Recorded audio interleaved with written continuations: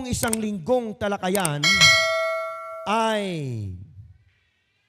mayroon pong pamagat ang misyon ng Diyos sa atin, ikalawang bahagi. Yung nakaraang linggo, unang bahagi, misyon ng atin pong Panginoon.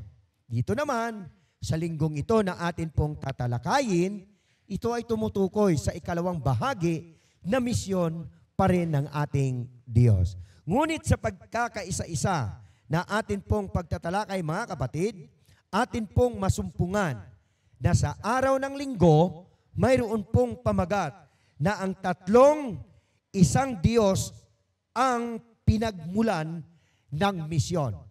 Inyo pong napansin, yun pong ating fellowship dito noong nakaraang Sabado. Noong nakaraan pa, bali, 2 weeks na ang nakalipas. Mayroon po tayong kaibigan, pastor, na nagtalakay po rito tungkol sa Trinity. Yan din po ang ating tatalakayin, ngunit iisa-isahin natin siya kung ano ang naging misyon ng anak, anong misyon ng Espiritu, ano naman ang misyon ng Ama. So dito po natin masusumpungan na ang atin pong talakayan, mga kapatid, ay napakahalaga ito para po sa ating lahat. Mayroon ba tayong mailabas na ano dyan, yung key text natin? Hindi ko nakuha yung key text natin, mga kapatid. Pero alam ko na ito po ay nariyan sa atin pong mga leksyon. Basta tandaan po natin, ang pamagat po ng ating leksyon ay ang misyon ng Diyos sa atin ikalawang bahagi. The second part ng atin pong talakayan. Ang araw ng linggo ay tinutukoy po sa atin. Ay ito, Matthew 28 verse 19. Ayan po yung ating key text. 28 verse 19. Kaya't habang kayo'y humahayo, gawin ninyong alagad ko ang mga tao sa lahat ng bansa. Bautismuhan ninyo sila sa pangalan ng Ama, ng Anak, at ng Espiritu Santo. Yun po yung key text natin.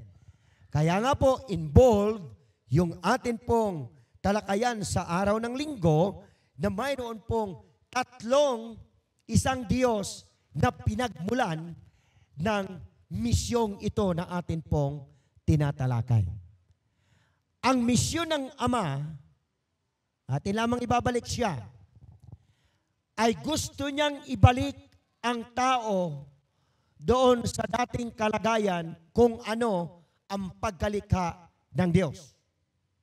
Binalot siya ng kaluwalhatian o yung glory of God. Kaya doon sa unang bahagi, nagkasala sila, ito ang nagpahiwalay sa tao at sa Diyos. Yung tinatawag na kasalanan. Dito po sa misyon, sa ikalawang bahagi, ang sabi po ng tala, humayo kayo. Sino yung inutusan na humayo kayo? Gawin ninyong alagad ang lahat ng mga tao. Sino ito? Lahat ng bansa. Sino rin ang inatasan nito? Bautismuhan ninyo sila sa pangalan ng Ama, ng Anak, at ng Espiritu Santo. Meaning, ang misyon ng tatlong ito sa tatlong persona sa isang kadiyusan, may kanya-kanya silang misyon sa buhay. Ang misyon ng Ama ay gustong ibalik yung glory of God na nawala sa tao dahil sa paglabag at dahil sa kasalanan. Ang misyon naman ng Espiritu, kapatid, siya naman ang umaakay sa tao pabalik doon sa kaluwalhatian ng Ama. Ang trabaho ng banal na Espiritu, taga-akay, kapatid.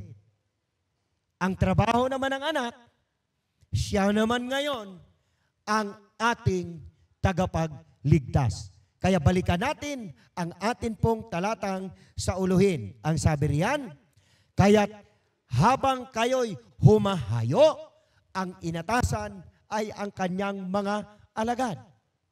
Pansinin niyo po rito.